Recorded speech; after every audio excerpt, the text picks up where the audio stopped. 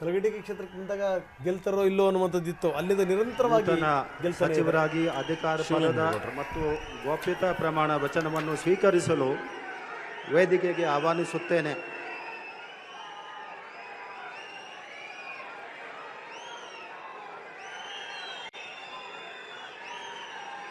ನಾನು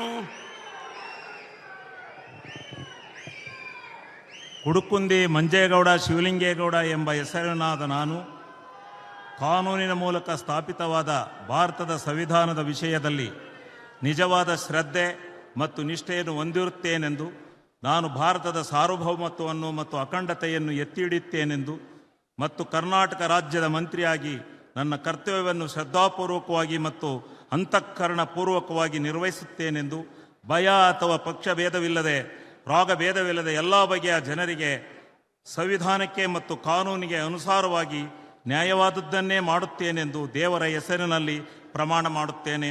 ಶ್ರದ್ಧಾಪೂರ್ವಕವಾಗಿ ಪ್ರತಿಜ್ಞೆ ಮಾಡುತ್ತೇನೆ. ನಾನು ಕುಡುಕುಂದಿ ಮಂಜೇಗೌಡ ಶಿವಲಿಂಗೇಗೌಡ ಎಂಬ ಹೆಸರಿನ ನಾನು ಕರ್ನಾಟಕ ರಾಜ್ಯದ ಮಂತ್ರಿಯಾಗಿ ನನ್ನ ಪರ್ಯಾಲೋಚನೆಗೆ ತರಲಾಗುವ ಅಥವಾ ನನಗೆ ತಿಳಿದು ಬರುವ ಯಾವುದೇ ವಿಷಯವನ್ನು ರಾಜ್ಯದ ಮಂತ್ರಿಯಾಗಿ ನನ್ನ ಕರ್ತವ್ಯಗಳ ಯುಕ್ತ ನಿರ್ವಹಣೆಗೆ ಅಗತ್ಯವಾಗಬಹುದಾದ ಸಂದರ್ಭವಲ್ಲದೆ ಅನ್ಯಥಾ ಯಾರೇ ವ್ಯಕ್ತಿಗೆ ಅಥವಾ ವ್ಯಕ್ತಿಗಳಿಗೆ ಪ್ರತ್ಯಕ್ಷವಾಗಿ ಅಥವಾ ಪರೋಕ್ಷವಾಗಿ ತಿಳಿಸುವುದಿಲ್ಲ ಅಥವಾ ಬಹಿರಂಗಪಡಿಸುವುದಿಲ್ಲ ಎಂದು ದೇವರ ಹೆಸರಿನಲ್ಲಿ ಪ್ರಮಾಣ ಮಾಡುತ್ತೇನೆ. ಶ್ರದ್ಧಾಪೂರ್ವಕವಾಗಿ ಪ್ರತಿಜ್ಞೆ ಮಾಡುತ್ತೇನೆ.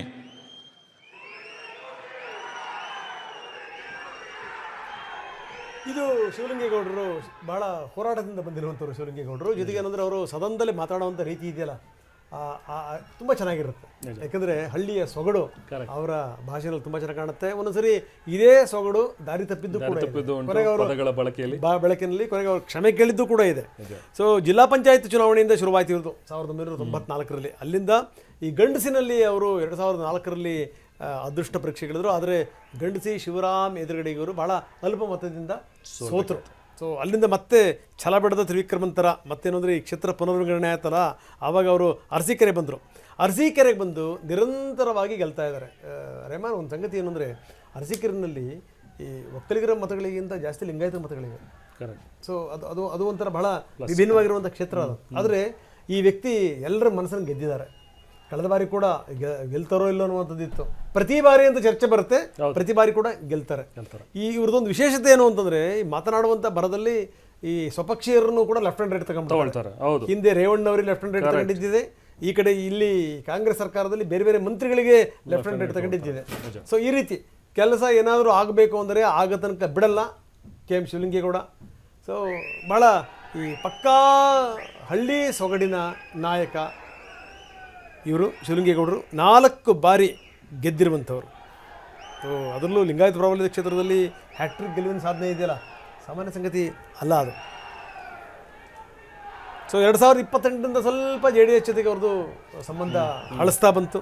23ರಲ್ಲಿ ಕಾಂಗ್ರೆಸ್ ಸೇರಿ ಗೆದ್ದಿದ್ದಾರೆ.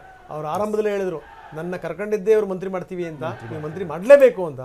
ಆದರೆ ಮೊದಲ ಅವಧಿಯಲ್ಲಿ ಆಗಿರಲಿಲ್ಲ. ಈಗ ಅವರು ಮಂತ್ರಿ ಆಗಿದ್ದಾರೆ. ಪ್ರಥಮ ಬಾರಿ ಅವರು ಮಂತ್ರಿ.